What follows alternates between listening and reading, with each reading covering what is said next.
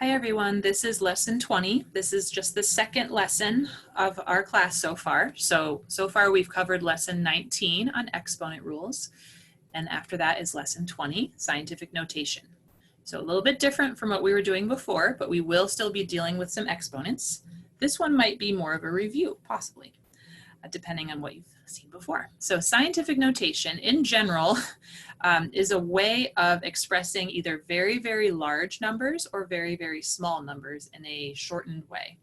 We're going to be changing numbers into scientific notation by writing them as a number between 1 and 10 multiplied by a power of 10. Okay, so let's look at some definitions and we'll see some examples. I think you might find this lesson easier than the last one. Let's see if I'm right. Okay, a number written in scientific notation is a one-digit number between 1 and 10 multiplied by some power of 10. And when we say power of 10, we mean 10 raised to an exponent.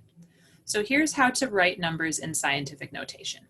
So you're going to identify a decimal point. If you don't see one, it's at the end of the number, all the way to the right. You're going to move that decimal point either to the right or the left until you have a number between 1 and 10. And in my mind, I think about it between 1 and 9. Could be 9 point something. So it's a one-digit number. Count how many places did you move it. However many places you move the decimal, this is the exponent on your power of 10. Now, I'm using pretty basic language here, but a, quote, big number, let's say bigger than 1, will have a positive exponent on the power of 10. A small number, let's say less than 1, something we just identify as a decimal, that will have a negative exponent because you're essentially dividing by 10. So let's see some examples so we can get the hang of how to do this. All right, so our first example is 3, let's see, what number is this? 1,000, million, this is 3 billion. So let's find out how to write 3 billion. Oops, in scientific notation. Oh no. All right, what did I do? Sorry, clicked on the wrong thing.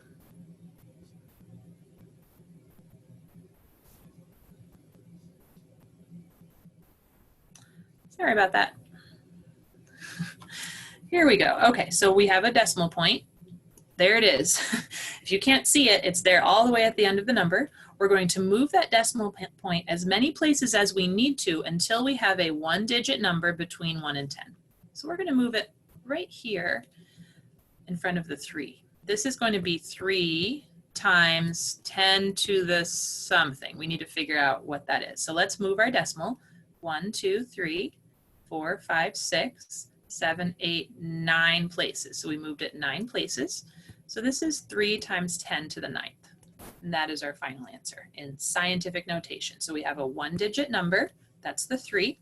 And then we have a power of 10. This exponent is positive because I have a big number.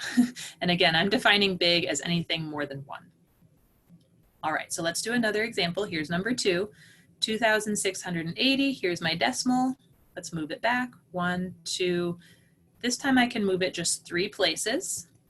2.680. I don't actually need to write the 0 here.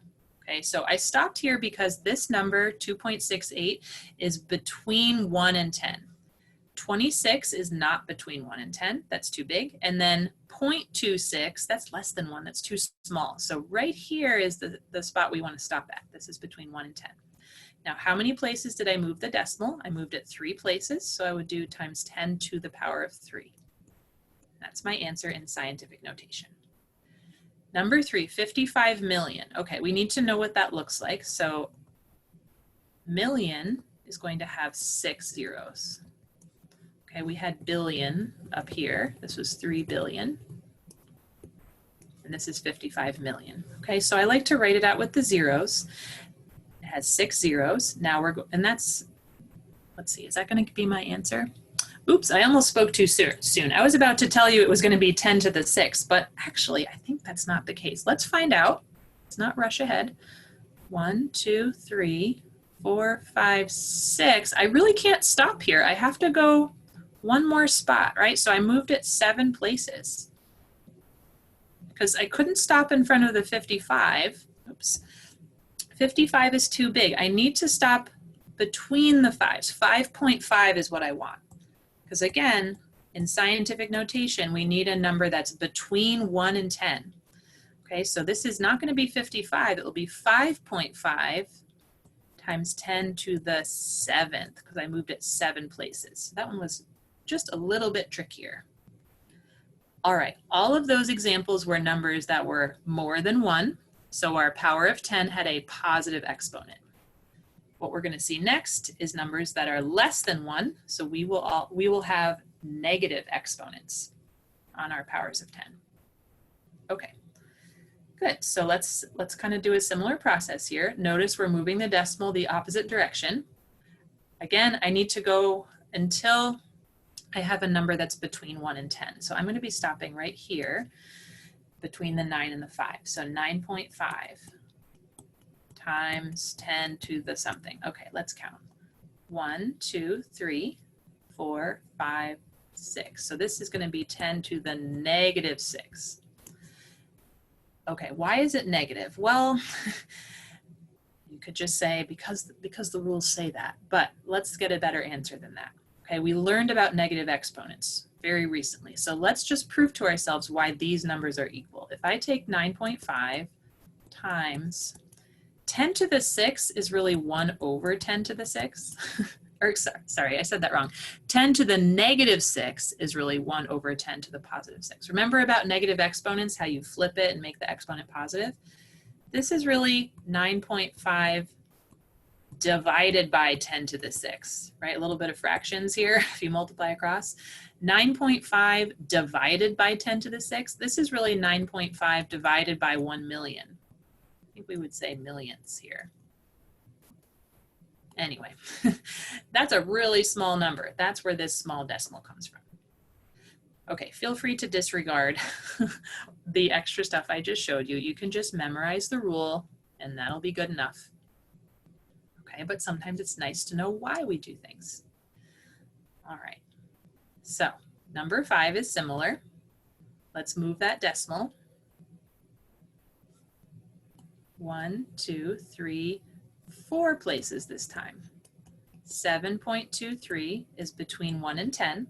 Because I moved it 4 places, my exponent will be 4, except it's going to be negative 4 because let's agree this is a small number. I'm calling it small because it's less than 1. Okay, good. Now we see some examples with words, so we need to know a little bit about our decimal places.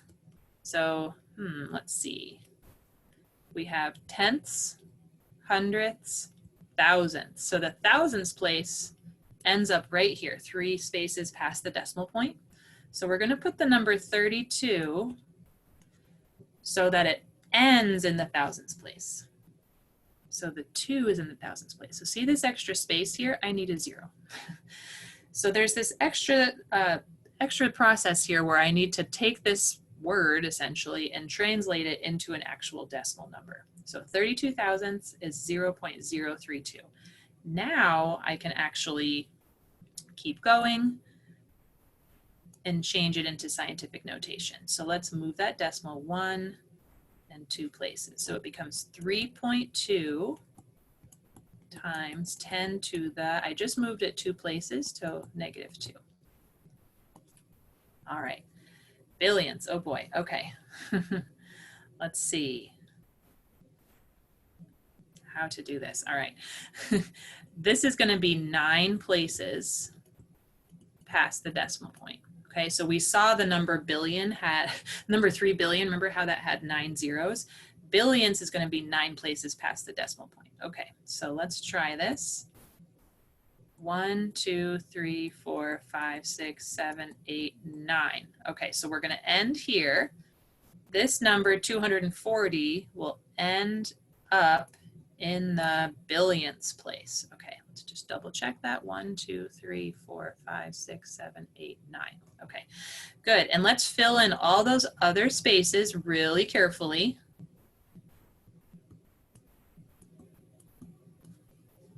Okay, now we're going to also very carefully move the decimal. We're going to be stopping right here between the 2 and the 4 to get 2.4. So let's count. 1, 2, 3, 4, 5, 6, 7. So I get to stop right there between the 2 and the 4. So I moved it 7 times, 7 places. 2.4 times 10 to the negative 7th. Okay. I found that one to be trickier. All right. Good. Normally here's where I would pause and say, are there any questions? So if you have questions, please make a note of that. Get in touch with me or ask the next time we have our time together. All right, moving on. Here we go. So we just did a lot of examples converting from regular decimal numbers into scientific notation. And when we say decimal form, that's kind of what we think of as just regular, normal. Okay, what we're used to. The numbers we use every day are part of the decimal system. Even if they don't have decimal points, that's sort of the number system we're using. Now we're going to convert the other way. Okay, so here's a little summary. These numbers start off in scientific notation. We're going to be moving the decimal based on the exponent on the power of 10. So you probably have learned when you multiply something by 10, you can add a 0. Well, the reason why you can add a 0 is because you're essentially moving the decimal point is really what you're doing. Okay, so let's try one. 4.0, that's just 4, times 10 to the 6. Okay, this is 4 million. That's what this is. Okay, so this is 4 million. It's going to have 6 zeros. Do you need to know that? Not necessarily, but that might help you recognize what's about to happen. Okay, so 4.0. I'm going to move it 6 places to the right. Here we go. 1, 2, 3, 4, 5, 6.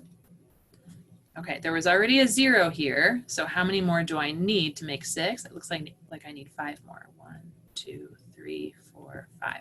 So this is my answer. 4 with 1, 2, 3, 4, 5, 6 zeros.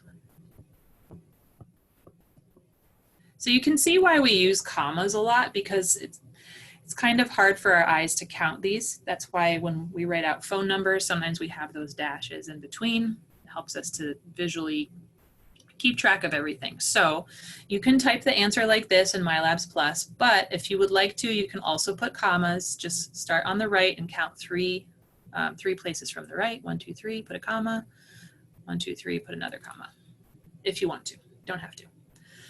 All right, next one, 3.85 times 10 to the 4th. We're going to this time move 4 places to the right. 1, 2, 3, 4. See how this time there's only 2 additional spaces that need filling. So I just need those 2 additional zeros. So this is one way to write the answer right here. Or feel free to add a comma. That helps us to be able to read the number more easily. I'm going to count 3 places in. This is 38,500. Okay. Now we'll see some very similar examples, this time with negative exponents. So remember, with a negative exponent, there's really a fraction here. We're essentially, instead of multiplying by a power of 10, it's almost like we're dividing. We're about to get a small number. So maybe just remember that if you see a negative exponent, that's related to a number that is small. Okay, so here's 4.0. We're going to move that decimal 6 places to the left. So here we go. 1, 2, 3, 4, 5, 6. Okay, I got it just a little sloppy with my spaces there, but I'll try to fill them in. 1, 2, 3, 4, 5. Okay, so one of my movements was past the 4, and then I needed 5 more spaces. And again, I've moved the decimal 6 places to the left. So what I have here is my answer. So decimal point and then 5 zeros, 1, 2, 3, 4, 5. Then a 4. I don't need this 0 to the right of the 4. It's fine if you have it, but I really don't need it. What I also don't need is a 0 to the left of the decimal, but I think it's a good idea to put one there when you're writing your answer. It just makes it really clear that you know there's a decimal, but it's optional. As long as you have the decimal and all these zeros and the 4, then you have what you need. Okay, let's see, here's another one, 3.85 times 10 to the negative 4. Again, we're going to move that decimal 4 places to the left. So again, moving to the left with a negative exponent. 1, 2, 3, 4. Okay, and so you can see the spaces I've left here for these 3 zeros. So 0.000385. This is one way to write the answer, or you can also put a 0 in that whole number 1's place. Either way is fine. Okay, and just based on convention, we don't put commas for our decimals. So just take note of that. All right, good. So now we know how to convert between decimals and scientific notation in both directions. What we're going to see next are some calculations with scientific notation. Okay, so we'll see a multiplication example first, and we'll also see division. Okay, so notice what we're given first here. So rearrange so that the numbers are grouped together and the powers of 10 are grouped together. So notice the little color coordination here. Before you jump into moving decimals right now, that's not going to make this problem any easier. Okay, so the idea is take advantage of the fact that these numbers are written in scientific notation, and that will make our calculations easier. Okay, so here's what we're going to do. 4.2 times 2.0. So we're rearranging, we're using something called the commutative property, which you theoretically learned about in the previous class. We're basically taking advantage of the fact that you can change the order of a multiplication problem without changing the answer. So see how I just rearranged? Okay, and now it should be a little easier to multiply. 4.2 times 2. Now, I did say you could use a calculator, which is fine. This class used to be taught without a calculator, so I'm used to just writing it out. This would be 8.4 times, now what are we supposed to do here? Well, guess what? We get to use the product rule.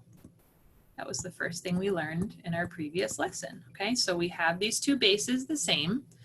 We get to add the exponents, 6 plus negative 4, which is, let's see, that's positive 2. So 8.4 times 10 to the positive 2. So see how my answer is in scientific notation. Now, if you just typed all of this into a calculator, you might be okay. You're missing out on the whole point of this section here. So make sure you are able to show your work in the way that I've just shown it here. It's possible that your calculator would give you a decimal answer. It might give you the answer 840, which is not in scientific notation. Not scientific notation. So just make sure you can actually put it back into scientific notation. But this is the idea right here, that you're rearranging the numbers, grouping the decimals together, grouping the powers of 10 together, using that product rule. Okay. I have a blank slide here. I think that was for printing purposes, so you could have extra space. So we'll just keep going, and here's our next example. Similar problem. I am going to use my calculator to multiply these decimals together. Okay, there's going to be a little extra trick when we come to the end of this one. So I'll multiply those. Then I'll multiply my powers of 10 by adding the exponents. So negative 3 plus 7 is positive 4 for my power of 10. I'm using my calculator just to save time, because I can. So 5.1 times 6.5 is 33.15. Now, before I circle my answer, let's all notice that this is not yet in scientific notation. So we have one extra step to do. What we really need is we need this decimal to move just one place. We need to make this number smaller by essentially dividing by 10. So fine, if we make that number smaller, we need to balance it out by making this power of 10 bigger.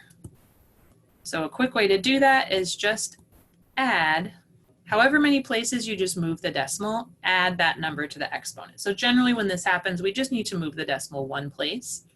And depending on what we're doing to the number, we're either adding or subtracting to that exponent. So our true final answer is 3.315 times 10 to the 5th. Okay, if you got lost there, here's what you can do. Right at this step here, the 33.15 times 10 to the 4th, you can change that to a decimal, meaning change it to a regular number if you want. So you can just move the decimal 4 places. So watch this, 33.15 times 10 to the 4th. You can just move the decimal 4 places, 1, 2, 3, 4. So it would be 331500. Now if I move the decimal back, notice how many places I need to move it back. 1, 2, 3, 4, 5. See that extra place? Sorry, it keeps happening. That I would need to move it to get it back to this number that's between 1 and 10. So there's a couple of ways to get to your answer there. The tricky part was that even after we multiplied, our number that we got was too big. The 33.15 was too big. I had to make it smaller, so I just moved the decimal back. I balanced it out by then making my power of 10 bigger by 1. Okay, let's see what we have next. I think we have some division coming up here.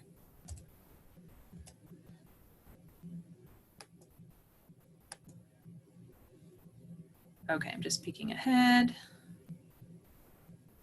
Yeah, okay, good. I was just checking. So we have 2 more to do. They're both division. Okay.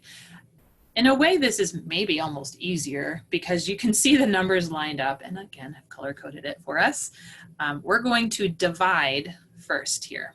Okay, so everything's all lined up. Don't move any decimals right now. We're dividing our decimal numbers. So let's use a calculator to just make life easier for us. 3.4 divided by 8.5. So on a calculator, I'm dividing. Divided by 8.5, that's 0.4. And now I'm going to use the quotient rule for my powers of 10.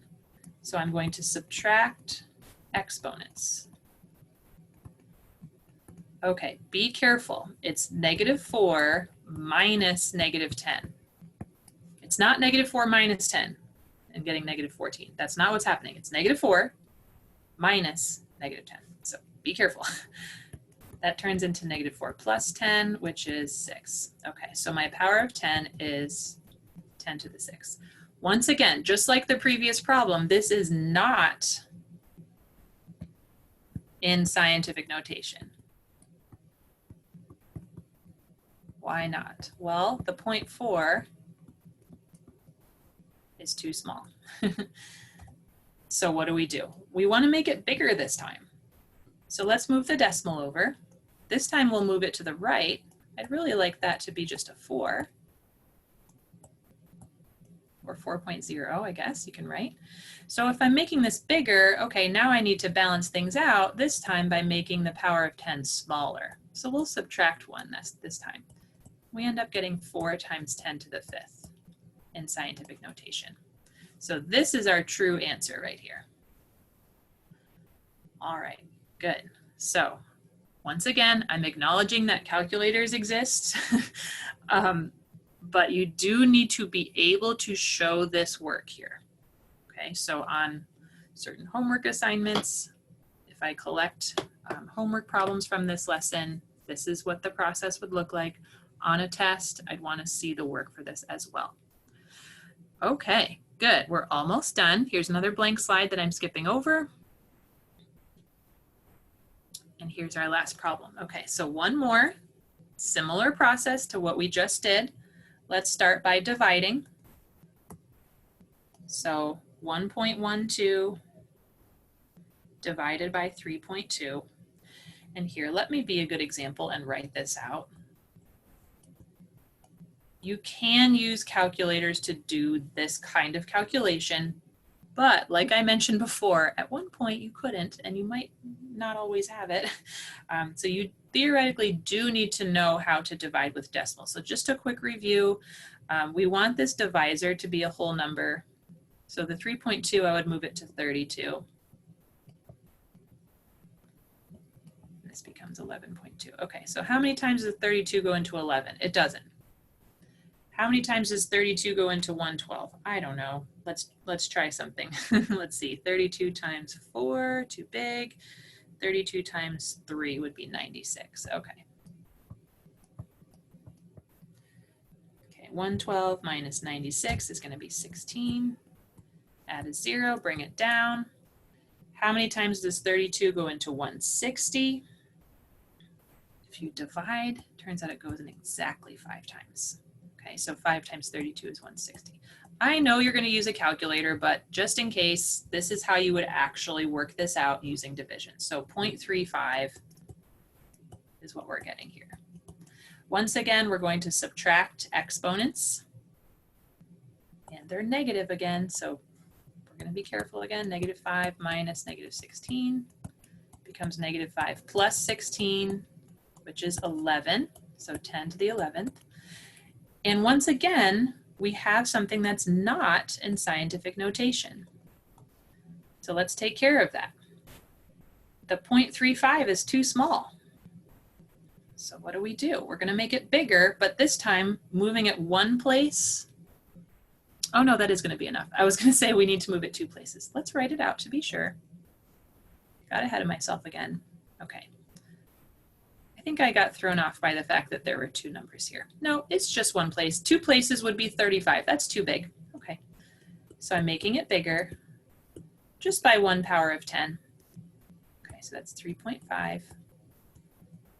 And I'm going to balance that out by making the power of 10 smaller by subtracting 1 from the exponent. Oops. So 11 minus 1 is 10. So 3.5 times 10 to the 10th. All right, good. So as you just saw there, that was the last example for lesson 20. And I know I did make a separate video for lesson 19 showing you some homework examples. My hope is that that's how we'll be using our Zoom time together. When we meet on Tuesdays, I'll hopefully be showing you some examples from MyLabs Plus. Remember, we also have office hours on Thursdays, which essentially means I'm still available to you via Zoom. You can join just the same way. It'll just be optional on Thursdays, so you can kind of drop in and out. Okay, and then of course you can email me, click on Ask My Instructor, all the things where you can ask for help. So please ask questions as needed. So we've come to the end of lesson 20, and I'll see you next time for lesson 21.